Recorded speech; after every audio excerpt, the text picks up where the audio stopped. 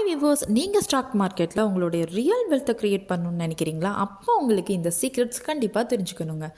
அந்த சீக்ரெட்ஸ் எதுலேருந்து நீங்கள் தெரிஞ்சுக்க போகிறீங்க அப்படின்னா, ஒரு புக்கில் இருந்து தான். ஆமாங்க, நாம் இந்த வீடியோவில் ஒரு புக்கை பற்றி தான் பார்க்க போகிறோம்.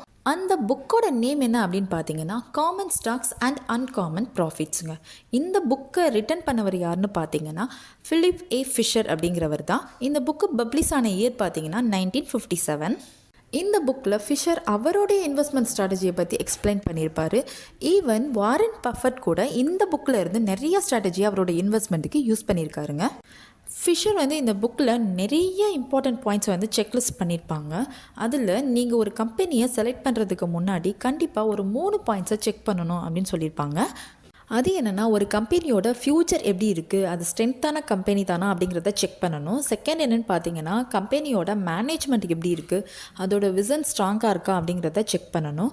தேர்ட் என்ன அப்படின்னு பார்த்தீங்கன்னா, ஆர்என்டியில் இன்வெஸ்ட்மெண்ட் பண்ணுற கம்பெனியா, இன்னோவேஷன் இருக்கா அப்படிங்கிறதையும் செக் பண்ணணும். ஆர்என்டி அப்படிங்கிறது ரிசர்ச் அண்ட் டெவலப்மெண்ட்டுங்க.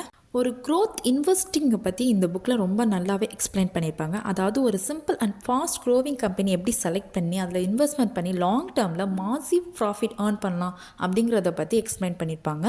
அதே மாதிரி நீங்கள் ஒரு ஸ்டாக்கை பற்றி ரிசர்ச் பண்ண போகிறீங்க அப்படின்னா, அந்த கம்பெனியை போய் வெப்சைட்டில் பார்த்து தெரிஞ்சுக்காதீங்க அப்படின்னு இந்த புக்கில் சொல்கிறாங்க. அதுக்கு பதிலாக ஃபிஷர் என்ன சொல்லியிருக்காரு அப்படின்னா, அந்த கம்பெனியில் ஒர்க் பண்ணுற எம்ப்ளாயீஸ், சப்ளையர்ஸ் அண்ட் கஸ்டமர் அவங்கக்கிட்ட கேட்டால் தான் ரியல் இன்ஃபர்மேஷன் உங்களுக்கு கிடைக்கும் அப்படின்னு சொல்லியிருப்பாங்க. ஓகே ஃப்ரெண்ட்ஸ், கண்டிப்பாக இந்த இன்ஃபர்மேஷன் உங்களுக்கு யூஸ்ஃபுல்லாக இருந்திருக்கும். இந்த புக்கை படிச்சிங்க அப்படின்னா உங்களாலேயும் ஒரு மல்டிபேக்கர் ஸ்டாக்கை ஈஸியாக டிஸ்கவர் பண்ண முடியுங்க. ஓகே, உங்களுடைய ஃபேவரட் புக் என்ன அப்படிங்கிறத கமெண்ட்ஸில் சொல்லுங்கள். இந்த வீடியோ உங்களுக்கு யூஸ்ஃபுல்லாக இருந்தால் லைக் பண்ணுங்கள், அப்படியே உங்கள் ஃப்ரெண்டுக்கு ஷேர் பண்ணிடுங்க. அப்கமிங் வீடியோக்கு எங்களை ஃபாலோ பண்ணிக்கோங்க. ஏதாவது டவுட்னா கமெண்ட் பண்ணுங்கள்.